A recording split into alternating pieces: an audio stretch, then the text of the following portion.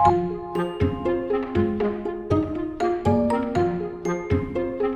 forte, ela pode ter poucos pontos comerciais. E aí, receber um cliente meu, tratando ele pelo...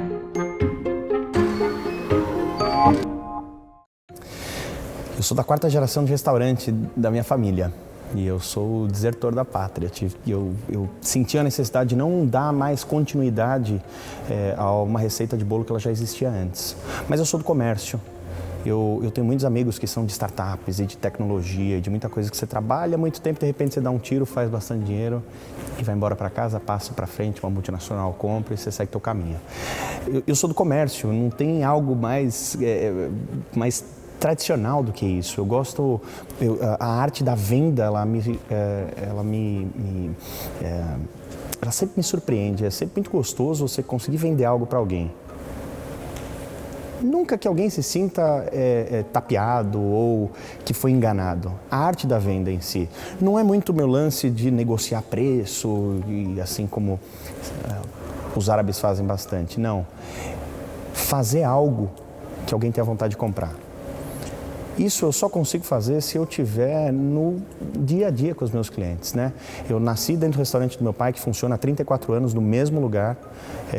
Na época que meu pai abriu o restaurante, ele tinha 22 para 23 anos, aqui num shopping grande de São Paulo, que abre 7 dias por semana, das 7 da manhã à meia-noite. Um restaurante é difícil, você tem que chegar antes de todo mundo para preparar, fazer pedido, preparar o salão, arrumar ele e começar a servir o almoço. Essa é a minha base, isso foi o que eu aprendi a vida inteira. Eu não consigo, no comércio, um dia perdido, você não recupera ele, perdeu. Na indústria, às vezes, por exemplo, um final de semana, para quem vende chopp e comida, como são nos restaurantes do meu pai, numa sexta-feira que tem chuva e o trânsito para em São Paulo, é uma queda de faturamento absurda. Graças a Deus, o comércio dele trabalha com a capacidade de produção quase que a todo vapor. Então, no dia seguinte, a não ser que eu tenha uma capacidade de aumentar o meu faturamento em 50%, eu consigo recuperar o do dia anterior. Então, eu acho muito importante esse contato do corpo a corpo. Hoje, trabalhando com barbearia, principalmente porque a gente vende serviço e não um produto. Primeiro, auditar se esse serviço está sendo feito da maneira que eu sonhei lá atrás e o quanto eu acho que ele deve ser valorizado, mas também prestigiar aquele cliente que vai tirar o dinheiro do bolso e dar ele para mim no final do dia. Recentemente eu investi bastante em tecnologia para que eu não precise ficar no escritório da minha empresa. Então, para mim tem muito mais valor eu ficar no sofá de alguma barbearia, recebendo um cliente meu, tratando ele pelo nome, perguntando como está a família dele, recebendo críticas, recebendo sugestões e até mesmo a figura de eu estar lá sentado perto dos colaboradores, dos funcionários e tudo mais, faz que tudo ande na linha. Comércio sem disso, comércio é a troca entre as pessoas, né? Isso jamais vai ser substituído por uma máquina. Meu pai tem 24 anos de diferença para mim.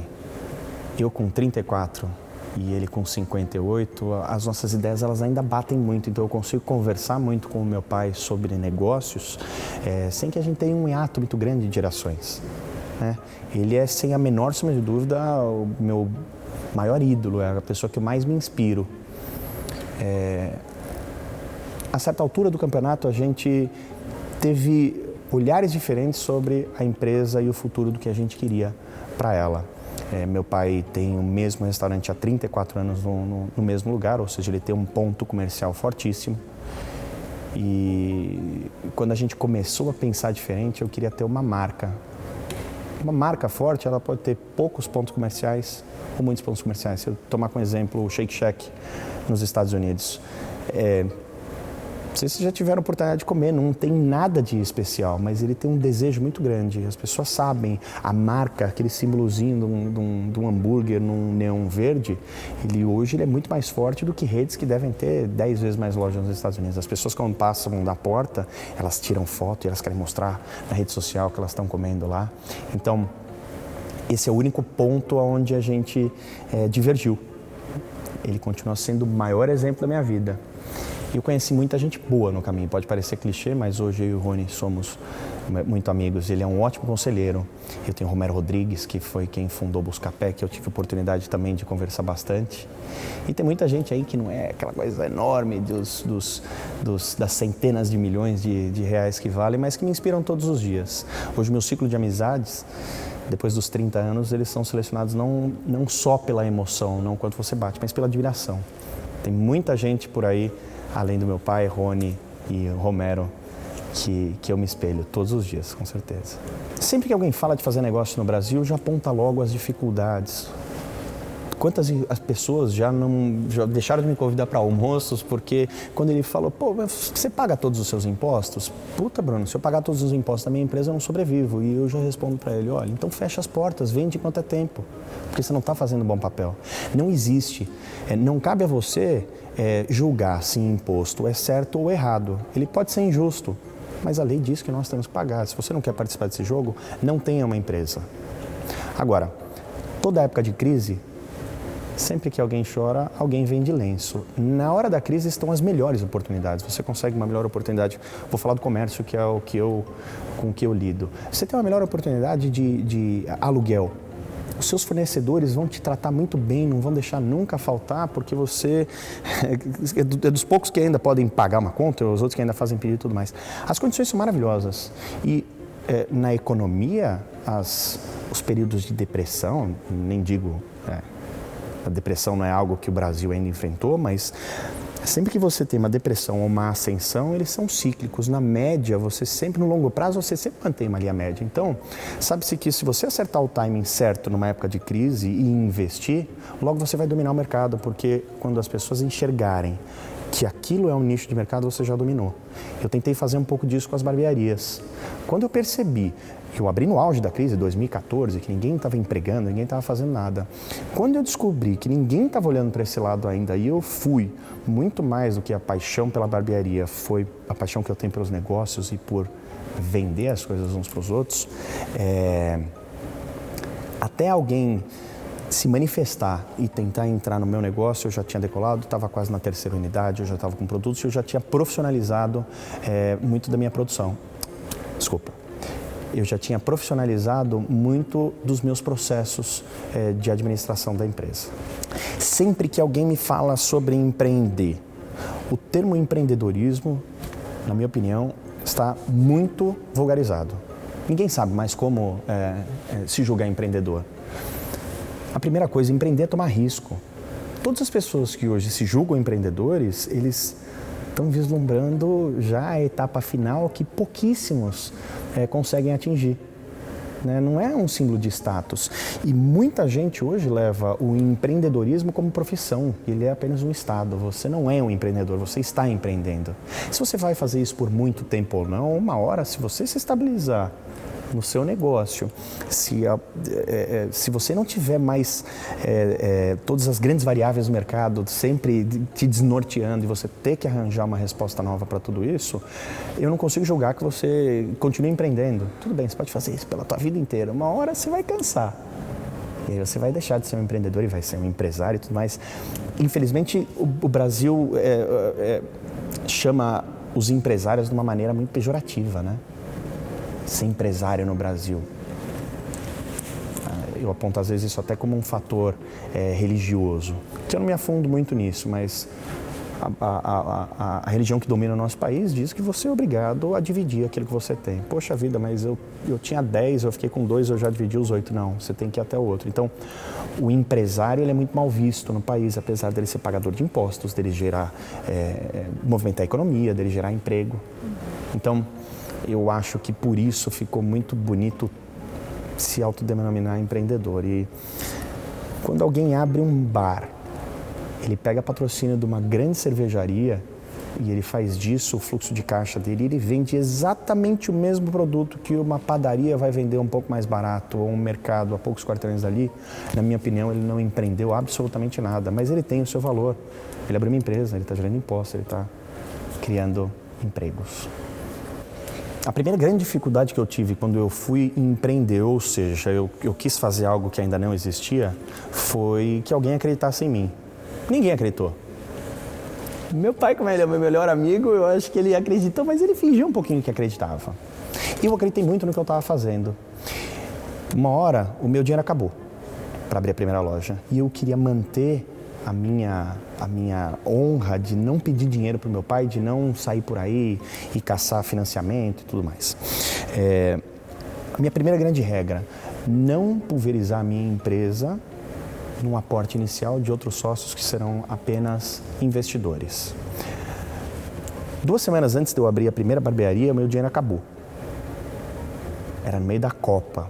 Era uma época horrorosa de abrir, que ninguém queria trabalhar, estava todo mundo de ressaca e tudo mais. E eu precisei de 25 mil reais naquela época. Eu limpei o cheque especial da minha conta pessoa física e da pessoa jurídica de uma empresa que eu tinha de distribuição de chopp para bar, restaurante, festa, feira, evento e tudo mais. Hoje, eu contando essa história, ela é muito bonita de ser contada. Né? Nossa, olha lá, ele arriscou e deu certo. Se não desse certo, todo mundo ia falar, mas escuta, você é burro, é o dinheiro mais caro que tem, um cheque especial, 12% ao mês era naquela época.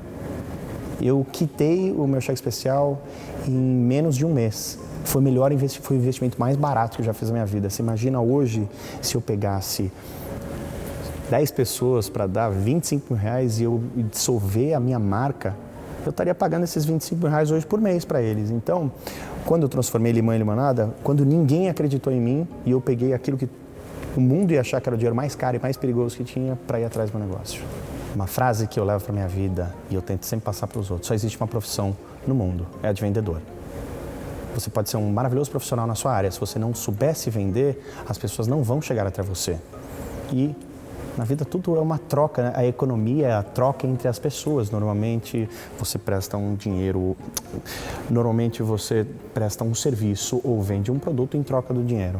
Se você não for um bom vendedor, você pode ser o melhor profissional na sua área, mas você não vai ter sucesso.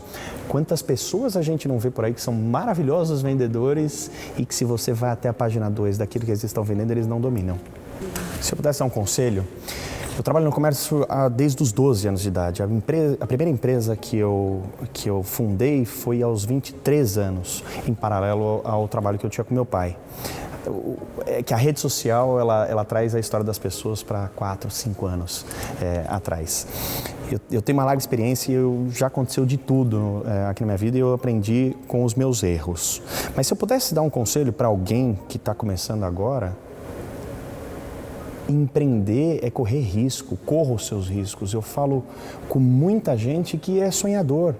Todos têm maravilhosas ideias, uns discutem com os outros, todos são filósofos, mas na hora H, vende o teu carro, pega as suas economias, faz isso, arrisca. Não, eu tenho que achar 200 mil sócios investidores e no final das contas você fez uma empresa que você teve todas as ideias, você foi brilhante em tudo que você fez e porque você não quis vender um carro para abrir mão de algo e correr um risco, você teve que ficar com 15% da sua empresa quando você for vender ela. Mais coragem. O empreendedor no Brasil ele precisa de coragem, ele não tem que enxergar o glamour. Pouca gente chega lá em cima. Então, é isso. Tenha coragem, acredite em você. Se a minha empresa deixasse de existir, o país perderia em oportunidade de pessoas que não tiveram as melhores oportunidades nos estudos. Eu vejo muita gente falando sobre desigualdade social e sobre a falta de oportunidade para aqueles. Eu não acredito muito nisso. É claro que a gente precisa ter, mas os barbeiros que trabalham para mim, a gente começou 3 anos atrás com 3 cadeiras. Hoje são mais de 50 barbeiros. Eu espero que esse número, nos próximos 5 anos, seja de 6 vezes maior do que agora. A atividade manual, ela faz com que aquele monte de estudo possa ser anulado. Então, no meu negócio hoje, na minha empresa, a distribuição de renda daqueles que são teoricamente menos privilegiados, hoje ela é o contrário. Então, eu fico muito feliz de ver que barbeiros que ganhavam uma mixaria para sustentar a família, hoje são de classe média alta. Eu pego muitos deles falando com clientes que estão sentados na cadeira, contando histórias de coisas difíceis e tudo mais, e por mais de uma vez eu cheguei e falei assim, você por acaso já parou para perceber que hoje você trabalha 6 dias na semana, 10, 11 horas por dia, mas você já reparou que você está numa classe social e econômica superior a 80% das pessoas que sentam aqui? Porque eu sei o quanto você ganha, então O que a minha empresa perderia? A oportunidade e a mudança de vida de muita gente que é esforçada e que não depende do intelecto, que se formou por uma habilidade manual. Eu já morei fora do Brasil em 2 ocasiões e nas 2 eu voltei. A nossa cultura é muito diferente de qualquer lugar do mundo. Vou morar em Miami. Não é igual. Não é igual, é bem parecido, mas não é igual. Eu sinto muita falta de algumas poucas pessoas queridas e eu não quero mudar daqui para longe delas. A relação entre as pessoas ela é sempre muito diferente. Quando você fala de Miami, que todo brasileiro quer ir para lá, não interessa, você não está tratando com brasileiros, você está tratando com os sul-americanos, mas que não é a mesma coisa. Eu tenho um discurso onde eu incentivo que estudantes, hoje o Brasil tem 7.000 estudantes nos Estados Unidos. Esses 7.000 estudantes, eles vão ter melhores oportunidades lá fora do que aqui dentro do país. Então eu faço, se as universidades lá, se o nível educacional é tão melhor do que aqui, vamos incentivar esse pessoal a voltar. Então, constantemente em rede social, eu desafio alunos de Harvard, MIT ou de outras faculdades que estão, que tudo bem, pode ser que eles não queiram trabalhar numa barbearia, mas eu incentivo que eles voltem para o país e que a primeira conexão seja comigo e que eu dou um primeiro emprego para eles aqui, dentro da barbearia, junto comigo e tento encaminhar eles para seja lá qual for a área que eles tiverem de atuação. Eu acredito realmente no país. A gente está vivendo um momento político que me emociona muito e que mostra que eu ainda vou ver uma luz no fim do túnel, que talvez a minha irmã, que tem 15 anos hoje, ela já viva um país melhor. A gente tem um monte de problemas de educação de base, que a gente tem de segurança, mas a economia no Brasil ela tem um potencial maravilhoso se ela for mais bem organizada por pessoas que possam fazer trocas melhores, que seja uma melhor prestação de serviço, que seja uma melhor organização de algo que você vai produzir aqui no Brasil e que não no exterior. Eu incentivo muito que o caminho seja o inverso, que venham para o Brasil para melhorar o país aí no médio prazo e não que todo mundo vá embora. Sobre ser brasileiro, o calor humano, a receptividade que você tem com pessoas estranhas, ela é sempre maravilhosa. Você senta num restaurante, você consegue fazer amizade com as outras pessoas, 3 dias depois eles estão na tua casa, na tua intimidade, bebendo e compartilhando momentos ótimos com você. Eu nunca vi isso fora do Brasil. O clima no Brasil sempre é muito estranho entre as pessoas, até com marido e mulher. Né? Eu não vejo, principalmente nos países de guerra, que sofreram com a guerra da Europa,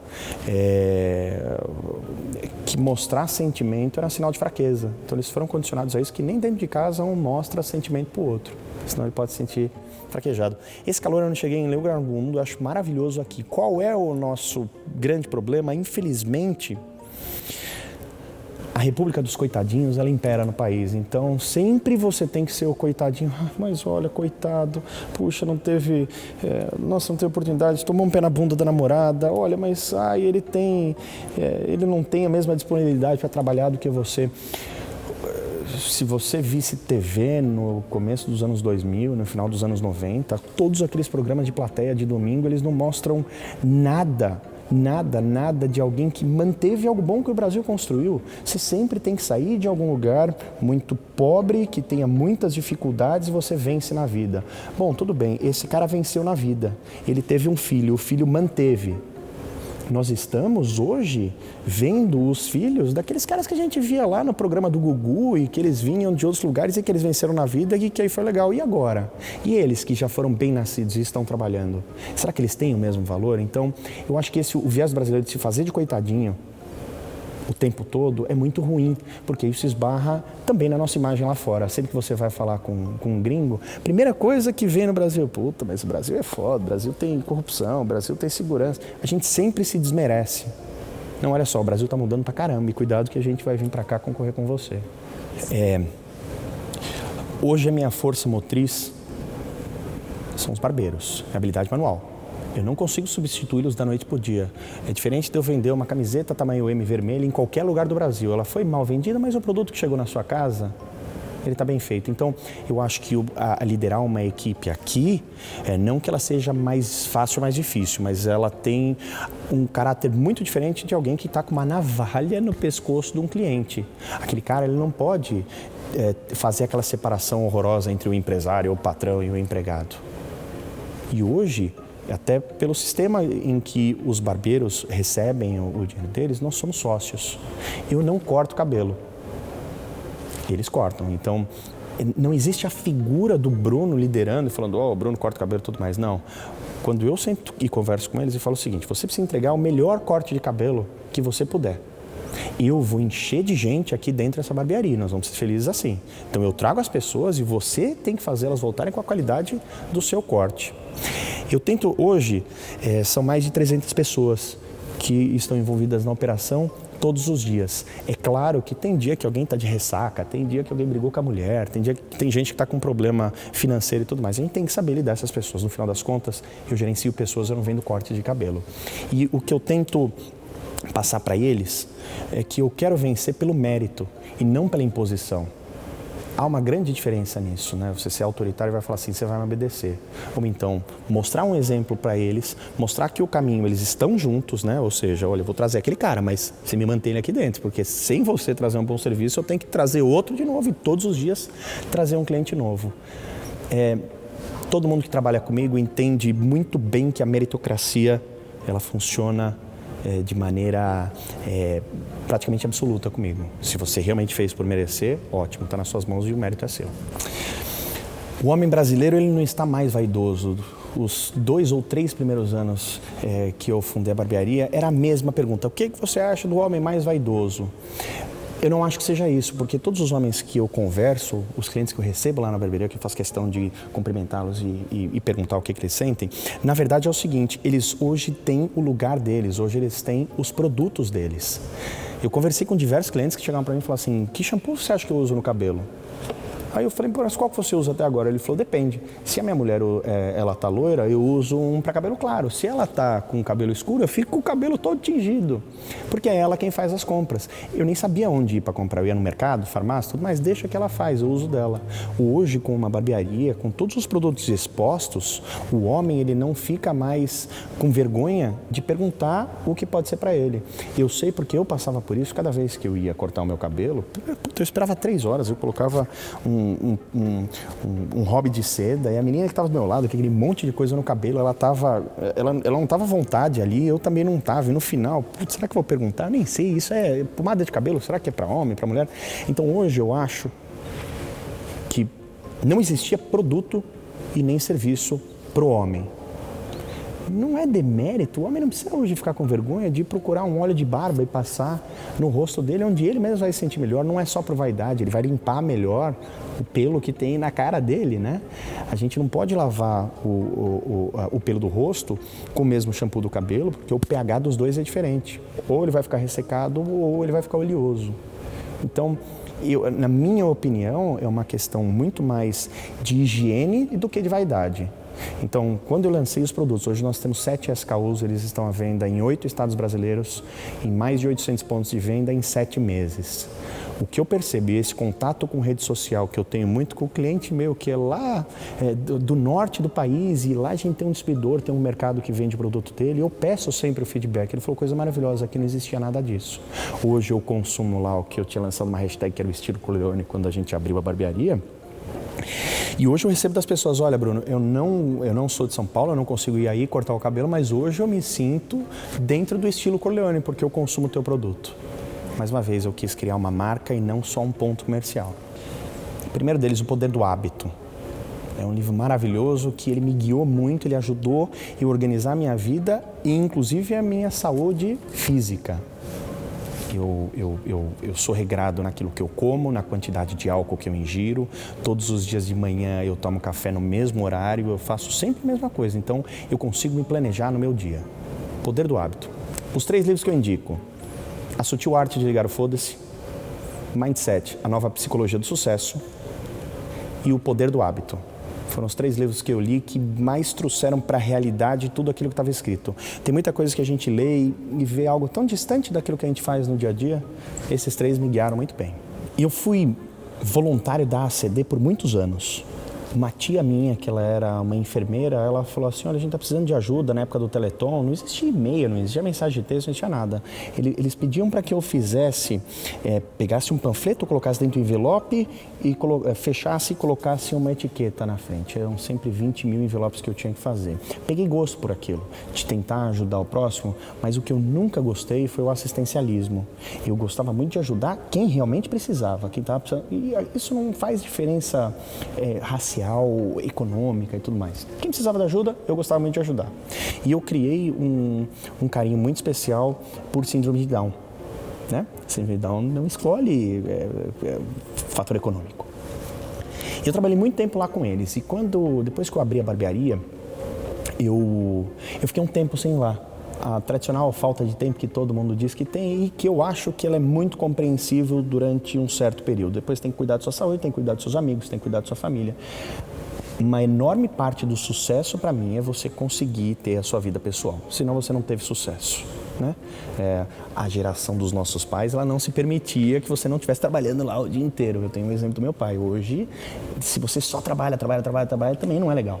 Você precisa se organizar, o teu sucesso tem que estar ali. Então, eu queria fazer algo mais que não fosse apenas melhorar a vida de quem trabalha comigo ou de prosperar qualquer negócio tenha. Os barbeiros, um dia eles me procuraram, alguns deles me procuraram e falaram assim, você já pensou em fazer algum projeto junto com a gente, que a gente quer fazer junto com você para ajudar as pessoas? Porque a minha vida mudou maravilhosamente bem e eu queria fazer um pouco pelos outros. Então, esses barbeiros me procuraram e falaram assim, vamos levar para centros oncológicos um pouco de dignidade quando as pessoas que fazem quimioterapia têm que raspar a cabeça? Então, barbearias são montadas dentro desse hospital, com música, os barbeiros se vestem, eu coloco a cadeira de barba, tudo. Eu monto uma barbearia lá para eles.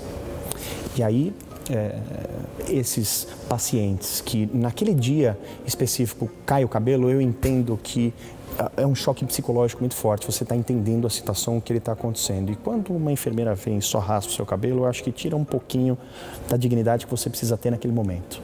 Então a gente monta uma barbearia e atende esses clientes de uma maneira digna, que é como se ele fosse cortar o cabelo dele na própria barbearia.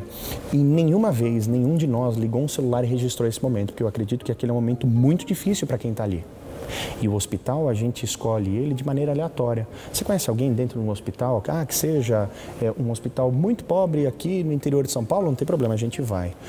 Tem um hospital aqui no centro de São Paulo que atende, que é um hospital muito caro e tudo mais, que as pessoas que estão lá, teoricamente, não ficaram na fila do SUS, ótimo, mas eu acho que neste momento, pega Steve Jobs.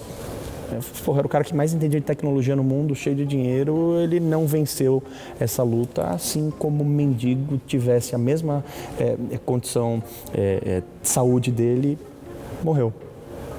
Então, sempre que eu faço algo que a gente pode chamar de caridade, eu nem sei se esse é o nome que eu empregaria, celulares desligados, isso não é divulgado para um monte de gente. Eu devolvo para o mundo sem que todo mundo tenha que olhar. O assistencialismo eu não faço. Eu não gosto de parar no farol e entregar dinheiro para alguém. Muitas pessoas me procuram na rede social e eu falo, eu te dou uma oportunidade de trabalho. Vamos trabalhar? Quer comigo? Nem que seja temporário. Você precisa... Talvez aquele trabalho que eu posso oferecer para você não é o que o teu gabarito te daria, não tem problema. Mesmo que ele seja passageiro, eu troco o que você precisar, essa ajuda, pelo trabalho. Eu acho que dessa maneira eu consigo retribuir um pouco daquilo que eu tenho e não necessariamente para aquilo que o Brasil sempre mostra da República dos Coitadinhos, que você tem que sair do nada para ir em algum lugar.